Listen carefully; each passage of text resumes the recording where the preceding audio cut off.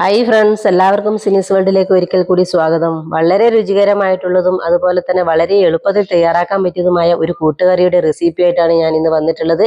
അപ്പോൾ നമുക്കത് എങ്ങനെയാണ് ചെയ്യുന്നതെന്ന് കണ്ടു നോക്കാം.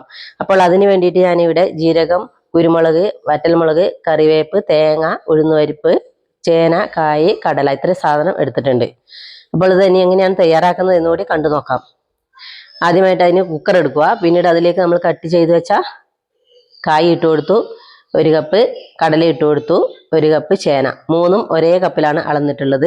പിന്നീട് അതിന് ശേഷം നമ്മൾ അതിലേക്ക് 1/2 ടീസ്പൂൺ മഞ്ഞൾപ്പൊടിയും 1 ടീസ്പൂൺ മുളക് പൊടിയും 1/2 ടീസ്പൂൺ കായം ഇട്ട് കൊടുക്കുന്നുണ്ട്. പിന്നീട് ആവശ്യത്തിനുള്ള ഉപ്പും അല്പം കറിവേപ്പും അല്പം വെല്ലവും കൂടി ഇട്ട് കൊടുത്തു. പിന്നീട് നമ്മൾ അതിലേക്ക് ആവശ്യത്തിനുള്ള വെള്ളവും കൂടെ ഒഴിച്ചു കൊടുക്കുന്നുണ്ട്. അപ്പോൾ കടല നേരത്തെ ഒന്ന് കുക്കായി വെച്ചതാണ്, ഒരു 4 വിസിലടിച്ച് മാറ്റിയതാണ്. അപ്പം ഇതെല്ലാം കൂടിയിട്ട് നമ്മൾ ഒരു 2 വിസിലും കൂടെ അടുപ്പിക്കേണ്ടതുള്ളൂ. പിന്നീട് നമ്മൾ സ്റ്റൗവിലേക്ക് കടായി വെച്ച് അതിലേക്ക് 1 ടീസ്പൂൺ വെളിച്ചെണ്ണ ഒഴിച്ചു കൊടുത്ത് 1 ടീസ്പൂൺ ചെറിയ ജീരകം ഇട്ട് കൊടുത്ത് 1 ടേബിൾ സ്പൂൺ കുരുമുളകും ഇട്ട് കൊടുത്ത് അതിലേക്ക് ഒരു 3 വറ്റൽമുളകും കൂടെ ഇട്ട് കൊടുക്കുക. പിന്നീട് അതിലേക്ക് അല്പം കറിവേപ്പും കൂടി ഇട്ട് കൊടുക്കുക. ഇതെല്ലാം കൂടി ഒന്ന് നന്നായിട്ട് ചൂടാക്കി എടുക്കേണ്ടതുണ്ട്. അപ്പോൾ ഇത് കുരുമുളകൊക്കെ ഒന്ന് നന്നായി ചൂടായി വരുമ്പോൾ ഒന്ന് പൊട്ടും. ആ ഒരു സമയമാകുമ്പം നമ്മൾ സ്റ്റൗ ഓഫ് ചെയ്ത് നമ്മൾ തണുത്തതിന് ശേഷം ഒന്ന് പൊടിച്ചെടുക്കുക. പിന്നീട് അതേ കടായിലേക്ക് തന്നെ നമ്മൾ ഒരു 2 ടീസ്പൂൺ വെളിച്ചെണ്ണയും കൂടെ ഒഴിച്ചു കൊടുക്കുന്നുണ്ട്. വെളിച്ചെണ്ണയൊക്കെ നന്നായിട്ട് ഉറച്ചതുകൊണ്ട് എടുക്കാൻ ഭയങ്കര പാടാണ്. അതൊന്ന് ഉരുകി വരുമ്പം അതിലേക്ക് കടുക് ഇട്ട് കൊടുത്തു. കടുക് ഒന്ന് പൊട്ടി വരുമ്പം നമ്മൾ അതിലേക്ക് 1 ടേബിൾ സ്പൂൺ ഉഴുന്നുപരിപ്പാണ് ഇട്ട് കൊടുത്തത്.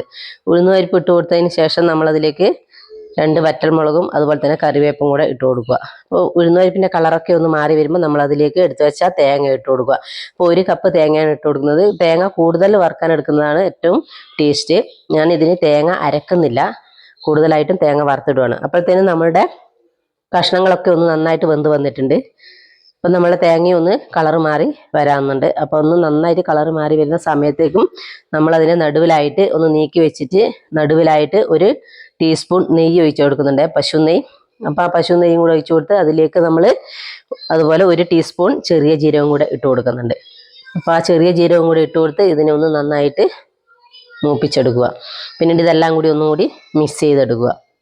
അപ്പോൾ ഇതെല്ലാം ഒന്ന് മിക്സായതിനു ശേഷം നമ്മുടെ കഷ്ണങ്ങളൊക്കെ അതിലേക്ക് ഇട്ട് കൊടുക്കുക. എന്നിട്ടൊന്ന് നന്നായിട്ട് മിക്സ് ചെയ്തെടുക്കുക. ഞാൻ ഇതൊരുപാട് ലൂസാക്കിയിട്ടല്ല ഉണ്ടാക്കുന്നത്, കുറച്ച് ഇട്ടാണ് ഉണ്ടാക്കാൻ പോകുന്നത്. അപ്പം ലൂസാക്കിയിട്ട് വേണ്ടവർക്ക് കുറച്ചുകൂടി വെള്ളം ചേർത്ത് കൊടുക്കാവുന്നതേ ഉള്ളൂ. അപ്പോൾ ഇത് നമ്മളെ നേരത്തെ പൊടിച്ചു വെച്ചാൽ നമ്മുടെ മസാലയും കൂടെ ഇതിലേക്ക് ഇട്ട് കൊടുത്തു. അപ്പം ഇതാണ് നമ്മൾ ഈ കൂട്ടുകറിക്ക് വളരെയധികം ടേസ്റ്റ് ചെയ്യുന്ന സാധനം കേട്ടോ. അപ്പോൾ ഇത് എന്തായാലും എല്ലാവരും ഉണ്ടാക്കുമ്പോൾ ഇതുപോലെ തന്നെ ചെയ്ത് നോക്കുക, എങ്കിലേ നമ്മൾ കൂട്ടുകറി നല്ല ടേസ്റ്റായി കിട്ടത്തുള്ളൂ. അപ്പോൾ ഇതെല്ലാം കൂടി ഇട്ട് കഴിഞ്ഞ് ഒന്ന് നന്നായിട്ട് മിക്സ് ചെയ്ത് നമ്മളൊന്ന് സ്റ്റൗ ഓഫ് ചെയ്ത് വെക്കുക. അപ്പം നമ്മളെ കൂട്ടുകറി ഇവിടെ റെഡി ആയിട്ടുണ്ട്. നമുക്കിതിനെ വേറൊരു പാത്രത്തിലേക്ക് മാറ്റി കൊടുക്കാം. അപ്പം എന്താ, എല്ലാവരും ഒന്ന് ചെയ്ത് നോക്കുക, ഫീഡ്ബാക്ക് അറിയിക്കുക. അപ്പോൾ ഒരു നല്ലൊരു വീഡിയോ ആയിട്ട് നാളെ വരാം.